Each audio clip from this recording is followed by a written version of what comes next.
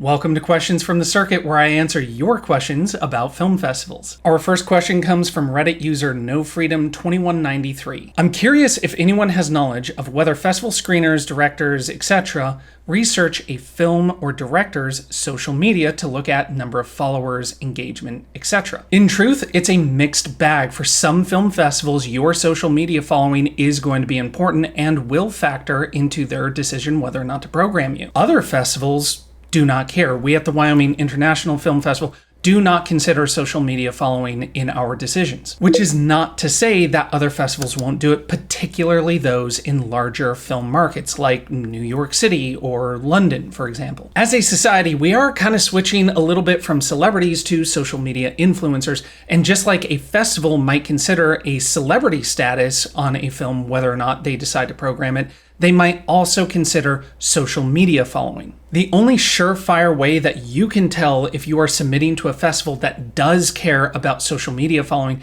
is by researching what films they have programmed in the past. If you see trends in their programming where there are social media influencers or directors with large social media followings, then that is a surefire indication the film festival does consider social media following. Ultimately, it is going to be different for every single festival. I want to say most festivals don't consider it. However, there are many who do. Do your research before you submit. Our next question today comes from Reddit user OKPhilosopher5606. Our second feature is waiting its original score, but it won't be ready until after the submission deadline for a few relevant festivals.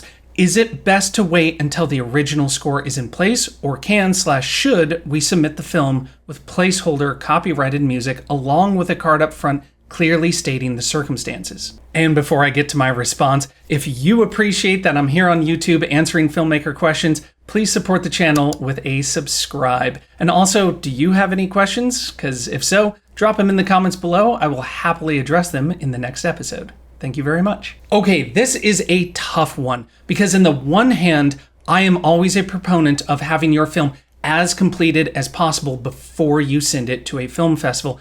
I personally think a work in progress is not a great first step with a film festival. However, as you pointed out, you won't have the music ready in time for deadlines for relevant festivals. So in your particular circumstance, I am going to say, go ahead, use the copyrighted music. Your instincts are correct. Please put a card and a disclaimer at the very beginning saying that your original music is going to be coming down the line, and go ahead and submit to those festivals. Just be aware this might have an impact on the programming committee. I know when I am reviewing a work in progress, my mind is immediately going to, can the filmmaker actually deliver a completed film on time? And is the final product going to be as good as I imagine it in my head? So you do have a couple of things working against you, but I would agree in this particular case, it's better to put a foot forward instead of no foot forward. I believe General Patton once had a quote saying, "A good plan executed today is better than a perfect plan executed tomorrow."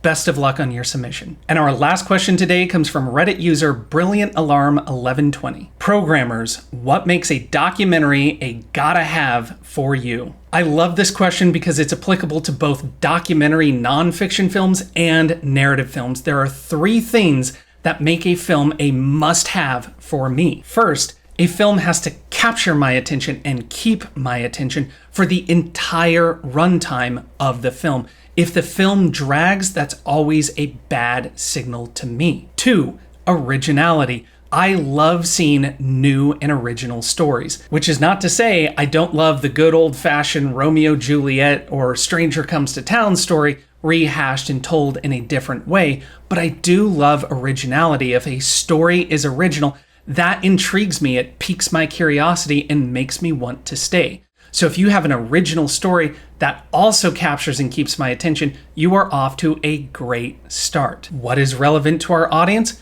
Well, kind of difficult to say. We are a general festival. We have a little bit of everything. Some documentaries, some narrative films, some music videos, features, shorts, everything in between. But if you do look through our programming history, you will start to see some commonalities. And that's true for most film festivals. If you look through all of their programming, you will start to see what that festival tends to prefer and what they tend to avoid. Doing this kind of research is critical for filmmakers because not only does it increase your chances of submitting to the correct festivals, but it also helps you avoid festivals that may not be interested in your film. So those are the 3 things that make a film absolutely irresistible for me, and those are today's 3 questions. Thank you very much for watching. If you haven't already, please leave a like and subscribe, and I'll see you on the circuit.